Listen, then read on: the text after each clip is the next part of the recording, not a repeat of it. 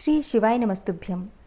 वंदना करने से जिनका मन प्रसन्न हो जाता है, जिन्हें प्रेम अत्यंत प्यारा है, जो प्रेम प्रदान करने वाले, पूर्णानंदमय, भक्तों की अभिलाषा पूर्ण करने वाले, संपूर्ण ऐश्वर्यों के एकमात्र आवास स्थान और कल्याण स्वरूप है।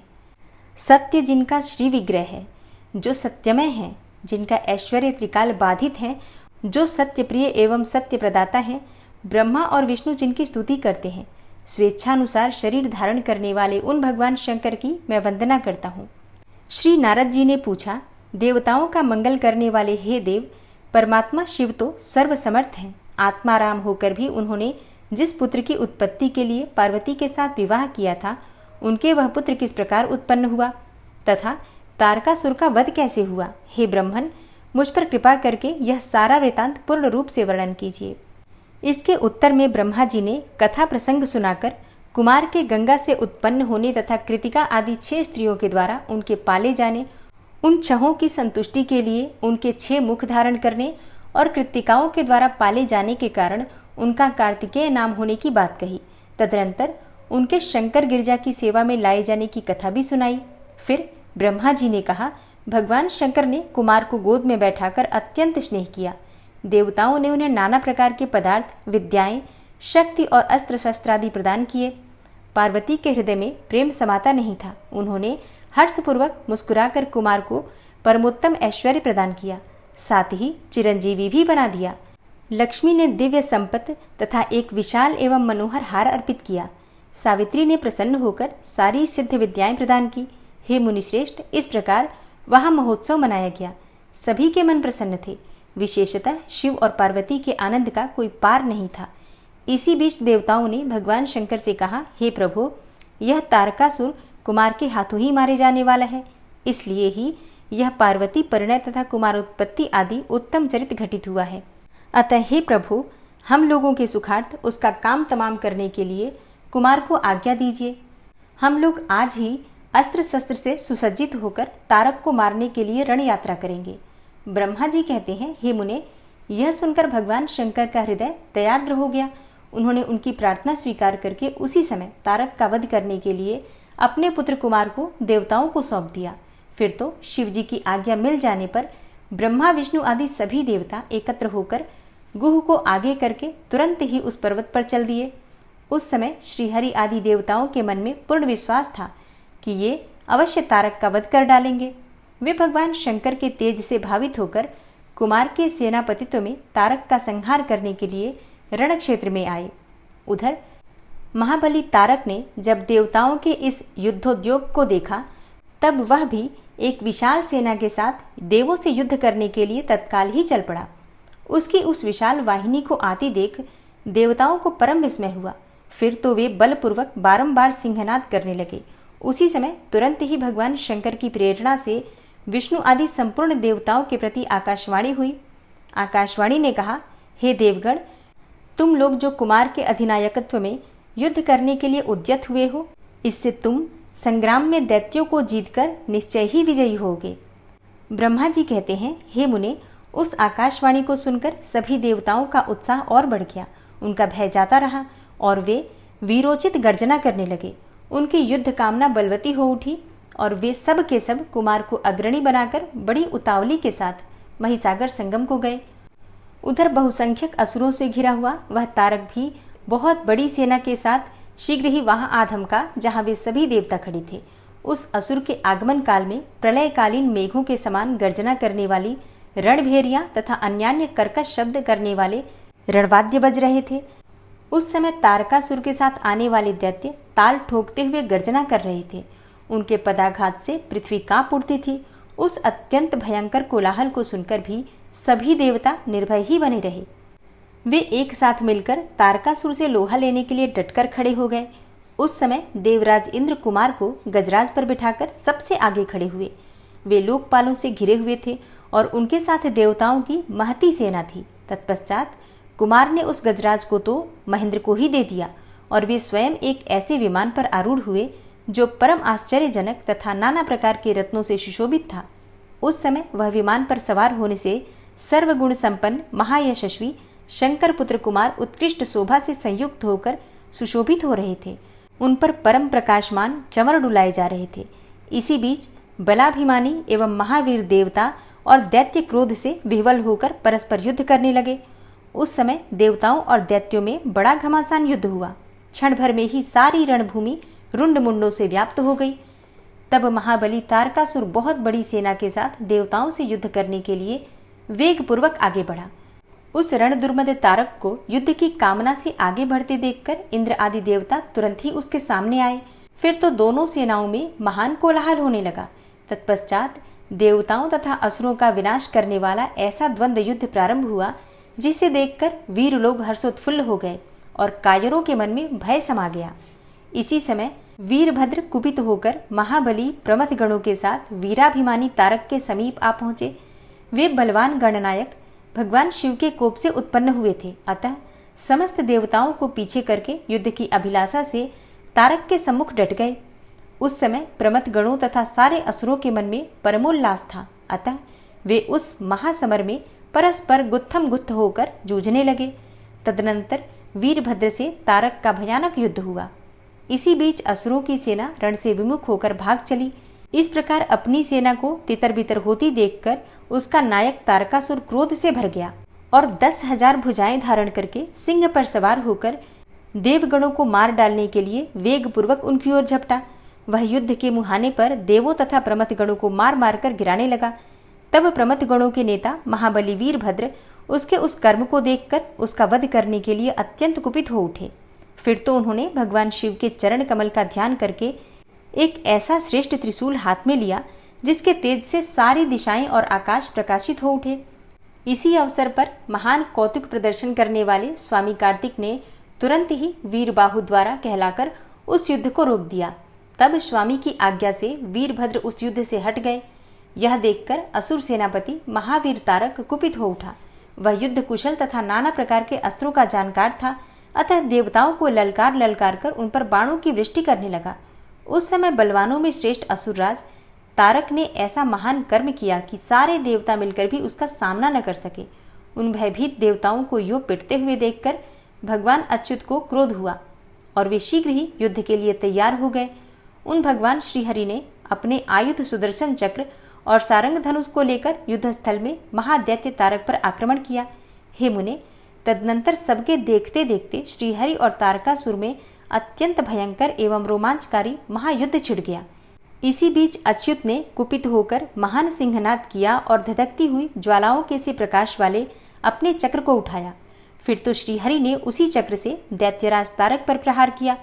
उसकी चोट से अत्यंत व्यथित होकर वह असुर पृथ्वी पर गिर पड़ा, परंतु वह असुर नायक तारक अत्यंत बलवान था। अतः तुरंत ही उठकर उस दैत्यराज ने अपनी शक्ति से चक्र के टुकड़े टुकड़े कर दिए।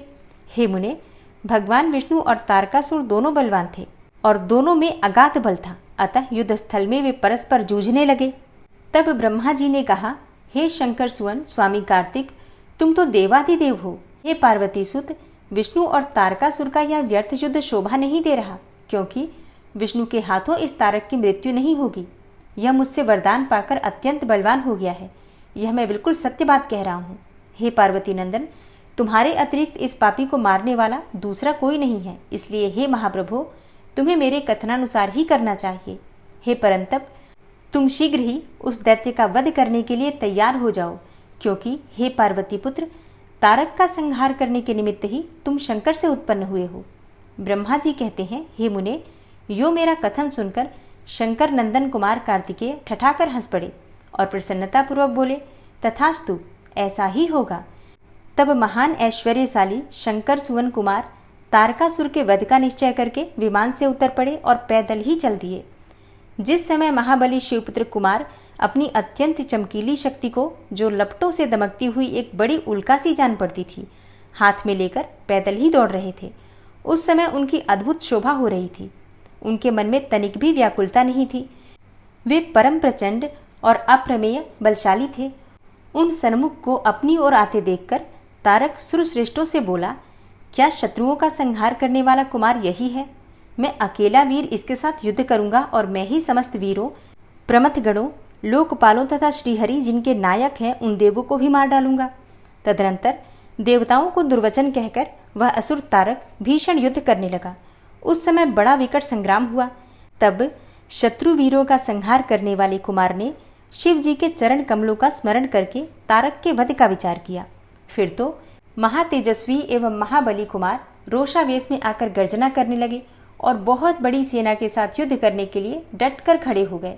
उस समय समस्त देवताओं ने जय जयकार का शब्द किया और देवर्षियों ने इष्टवाणी द्वारा उनकी स्तुति की।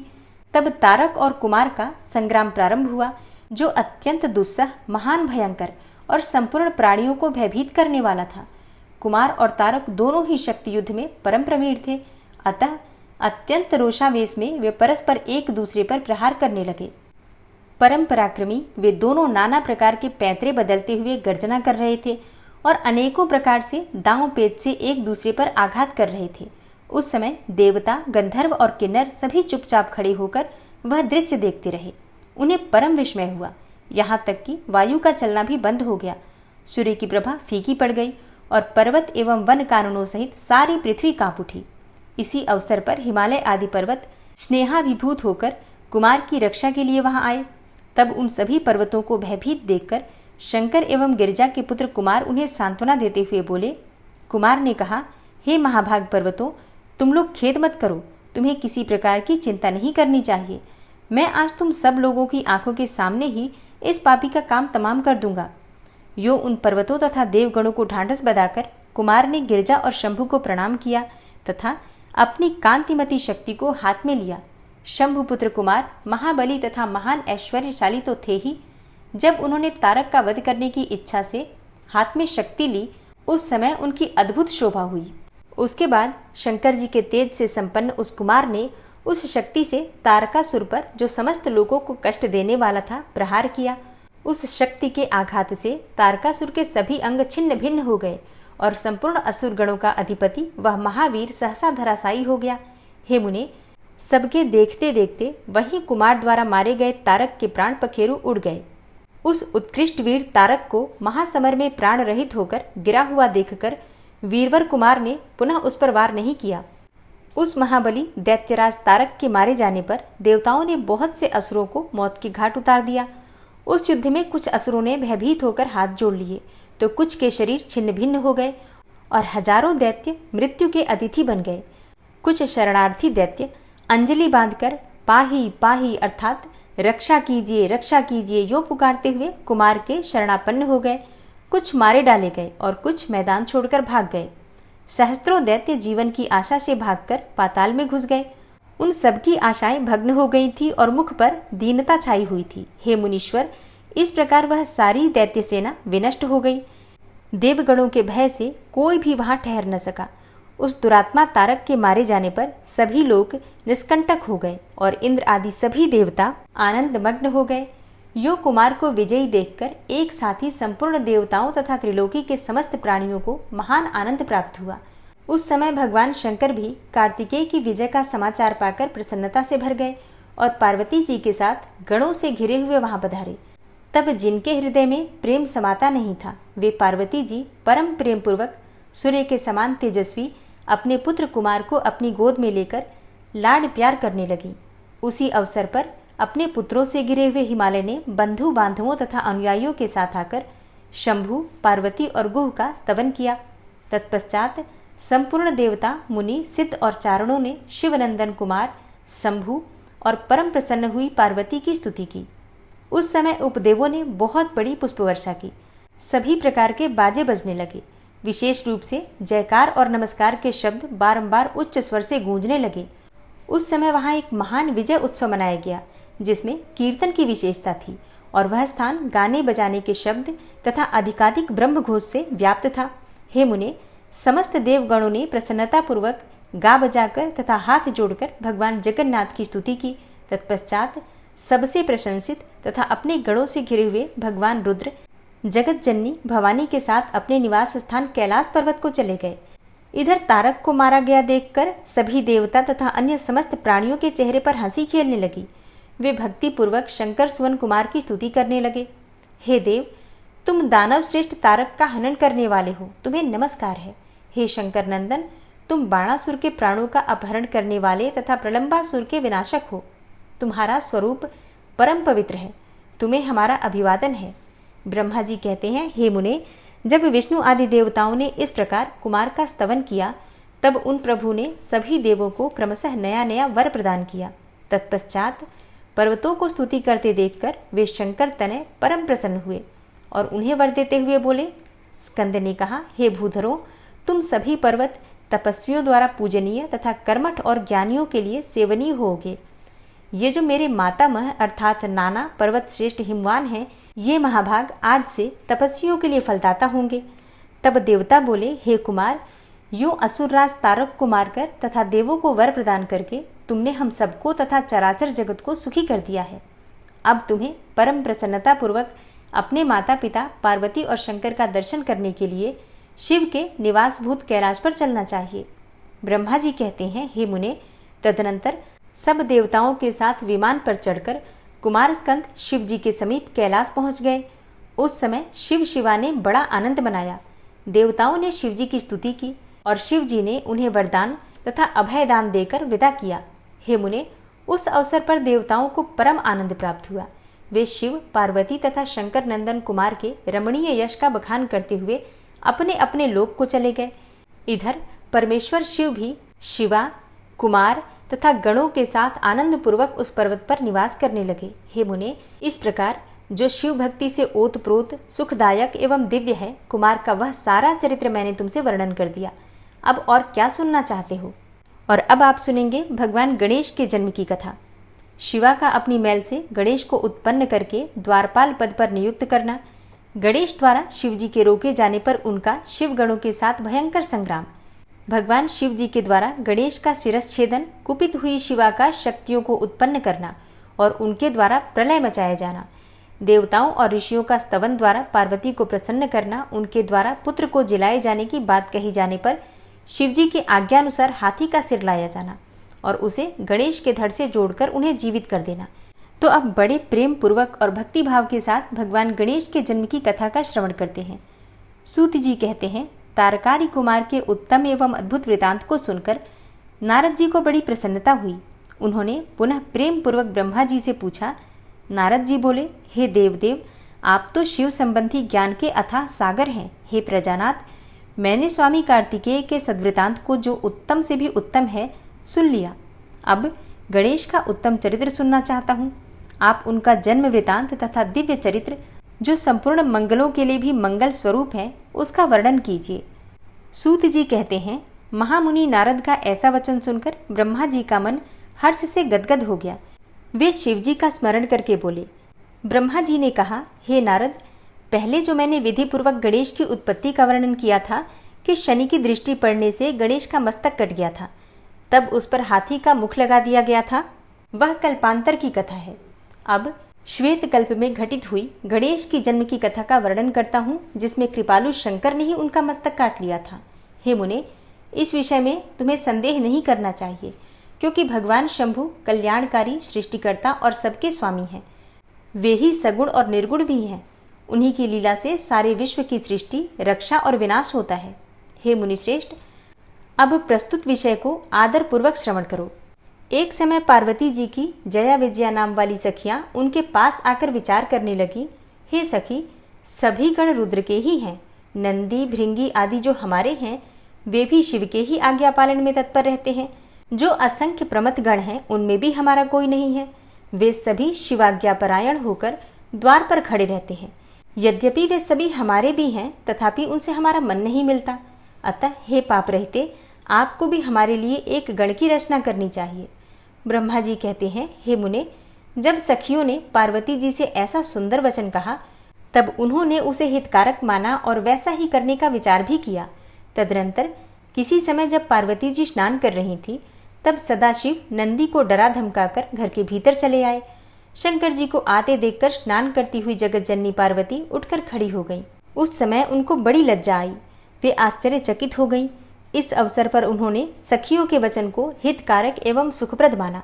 उस समय ऐसी घटना घटित होने पर परमाया परमेश्वरी शिव पत्नी पार्वती ने मन में ऐसा विचार किया कि मेरा कोई एक ऐसा सेवक होना चाहिए जो परम शुभ, कार्यकुशल और मेरी ही आज्ञा में तत्पर रहने वाला हो, उससे तनिक भी विचलित होने वाला न हो।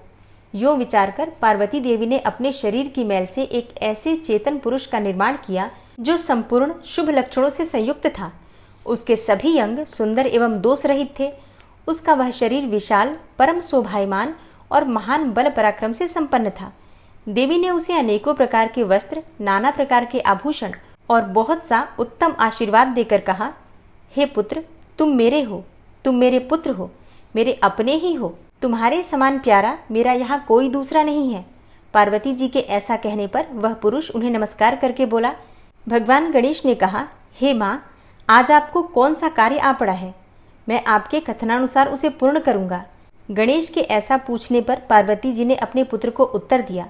उत्तर देते हुए बोली, शिवा ने कहा, हे तात, तुम मेरे पुत्र हो, मेरे अपने हो, अतः तुम मेरी बात सुनो। आज से तुम मेरे द्वारपाल हो जाओ। हे सतपुत्र, मेरी आज्ञा के बिना कोई भी हठपूर्वक मेरे महल के भीतर प्रवेश न करने पाए, चाहे वह कहीं से भी आए, कोई भी हो। बेटा, यह मैंने तुमसे बिल्कुल सत्य बात कही है। ब्रह्मा जी कहते हैं, हे मुने, ऐसा कहकर पार्वती ने गणेश के हाथों में एक सुदृढ़ छड़ी दे दी। उस समय उनके सुंदर रूप को निहारकर पार्वती हर्षमग्न हो गईं। उन्होंने परम प्रेम पूर्वक अपने पुत्र का मुख चूमा और कृपा परवश छाती से लगा लिया। फिर दंडधारी गणराज को अपने द्वार पर स्थापित कर दिया। हे बेटा नारद, इसके बाद पार्वती नंदन महावीर गणेश पार्वती के हित की कामना से हाथ में छड़ी लेकर गृह द्वार पर पहरा देने लगे। उधर शिवा अपने पुत्र गणेश को अपने दरवाजे पर नियुक्त करके स्वयं सखियों के साथ स्नान करने लगी। हे मुनि श्रेष्ठ, इसी समय भगवान शिव, जो कि परम कौतुकी तथा नाना प्रकार की लीलाएं रचने में निपुण हैं, द्वार पर आ पहुंचे। गणेश उन पार्वती पति को पहचानते तो थे नहीं, अतः बोल उठे, हे देव, माता की आज्ञा के बिना तुम अभी भीतर नहीं जा सकते। माता स्नान करने बैठ गई हैं, तुम कहाँ जाना चाहते हो? इस समय यहाँ से हट जाओ। यो कहकर गणेश ने उन्हें रोकने के लिए छड़ी हाथ में ले ली। उन्हें ऐसा करते देखकर शिवजी बोले, मूर्ख, तू किसे रोक रहा है? दुर्बुद्धे, क्या तू मुझे नहीं जानता? मैं शिव के अतिरिक्त और कोई नहीं हूँ। फिर महेश्वर के गण उसे समझाकर हटाने के लिए वहां आए और गणेश से बोले, सुनो, हम मुख्य शिवगण ही द्वारपाल हैं और सर्वव्यापी भगवान शंकर की आज्ञा से तुम्हें हटाने के लिए यहाँ आए हैं। तुम्हें भी गण समझकर हम लोगों ने मारा नहीं है, अन्यथा तुम कब के मारे गए होते। अब कुशल इसी में है कि तुम स्वतः ही दूर हट जाओ। क्यों व्यर्थ में अपनी मृत्यु बुला रहे हो? ब्रह्मा जी कहते हैं, हे मुने, यो कहे जाने पर भी गिरिजानंदन गणेश निर्भय ही बने रहे। उन्होंने शिवगणों को फटकारा और दरवाजे को नहीं छोड़ा। तब उन सभी शिवगणों ने शिवजी के पास जाकर सारा वृतांत उन्हें सुनाया। हे मुने, उनसे सब बातें सुनकर संसार के गति स्वरूप अद्भुत लीला विहारी महेश्वर अपने उन गणों को डांट कर कहने लगे। महेश्वर ने कहा, गणों, यह कौन है जो इतना उच्छृंखल होकर शत्रु की भांति बक रहा है? इस नवीन द्वारपाल को दूर भगा दो। तुम लोग नपुंसक की तरह खड़े होकर उसका वृतांत मुझे क्यों सुना रहे हो? विचित्र लीला रचने वाले अपने स्वामी शंकर के यो कहने पर वे गण पुनः वहीं लौट आए। तदनंतर गणेश द्वारा पुनः रोके जाने पर शिव जी ने गणों को आज्ञा दी कि तुम पता लगाओ यह कौन है और क्यों ऐसा कर रहा है। गणों ने पता लगाकर बताया कि ये श्री गिरिजा के पुत्र हैं तथा द्वारपाल के रूप में बैठे हैं। तब लीला रूप शंकर ने विचित्र लीला करनी चाहिए तथा अपने गणों का गर्व भी गलित करना चाहा। इसलिए गणों को तथा देवताओं को बुलाकर गणेश जी से भीषण युद्ध करवाया, पर वे कोई भी गणेश को पराजित न कर सके। तब स्वयं शूलपाणी महेश्वर आए। गणेश जी ने माता के चरणों का स्मरण किया। तब शक्ति ने उन्हें बल प्रदान किया और सभी देवता शिव जी के पक्ष में आ गए। घोर युद्ध हुआ। अंततो गत्वा स्वयं शूलपाणी महेश्वर ने आकर त्रिशूल से गणेश जी का सिर काट दिया। जब यह समाचार पार्वती को मिला तब वे क्रुद्ध हो गईं और बहुत सी शक्तियों को उत्पन्न करके उन्होंने बिना विचारे उन्हें प्रलय करने की आज्ञा दे दी। फिर तो शक्तियों के द्वारा प्रलय मचाई जाने लगी। उन शक्तियों का वह जाज्वल्यमान तेज सभी दिशाओं को दग्ध सा किए डालता था। उसे देखकर वे सभी शिवगण भयभीत हो गए और भागकर दूर जा खड़े हुए। हे मुने, इसी समय तुम दिव्य दर्शन नारद वहां आ पहुंचे। तुम्हारा वहां आने का अभिप्राय देवगणों को सुख पहुंचाना था। तब तुमने मुझे देवताओं सहित शंकर को प्रणाम करके कहा कि इस विषय में सबको मिलकर विचार करना चाहिए। तब वे सभी देवता तुझ महामना के साथ मिलकर सलाह करने लगे कि इस दुख का शमन कैसे हो सकता है। फिर उन्होंने यही निश्चय किया कि जब तक गिरजा देवी कृपा नहीं करेंगी तब तक सुख नहीं प्राप्त हो सकेगा। अब इस विषय में और विचार करना व्यर्थ है। ऐसी धारणा करके तुम्हारे सहित सभी देवता और ऋषि भगवती शिवा के निकट गए और क्रोध की शांति के लिए उन्हें प्रसन्न करने लगे। उन्होंने प्रेम पूर्वक उन्हें प्रसन्न करते हुए अनेकों स्तोत्रों द्वारा उनकी स्तुति करके बारंबार उनके चरणों में अभिवादन किया। फिर देवगण की आज्ञा से ऋषि बोले, देवर्षियों ने कहा, हे जगदम्बे तुम्हें नमस्कार है। हे शिवपत्नी तुम्हें प्रणाम है। हे चंडिके तुम्हें हमारा अभिवादन प्राप्त हो। हे कल्याणी तुम्हें बारंबार प्रणाम है। हे अम्बे तुम ही आदि शक्ति हो। तुम ही सदा सारी सृष्टि की निर्माणकर्त्री, पालिका शक्ति और संहार करने वाली हो।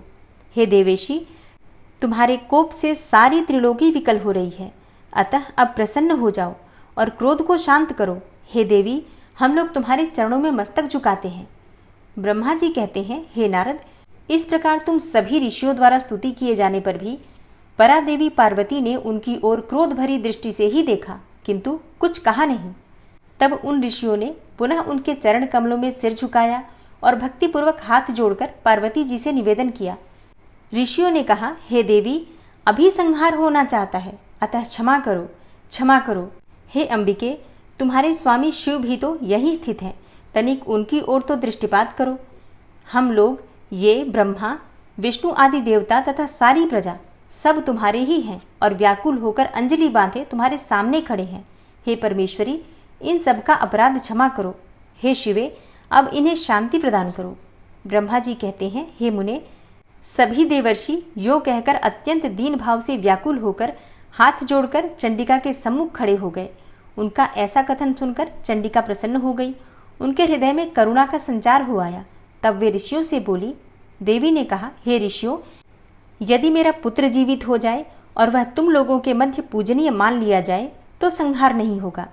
जब तुम लोग उसे सर्वाध्यक्ष का पद प्रदान कर दोगे तभी लोक में शांति हो सकती है, अन्यथा तुम्हें सुख नहीं प्राप्त हो सकता।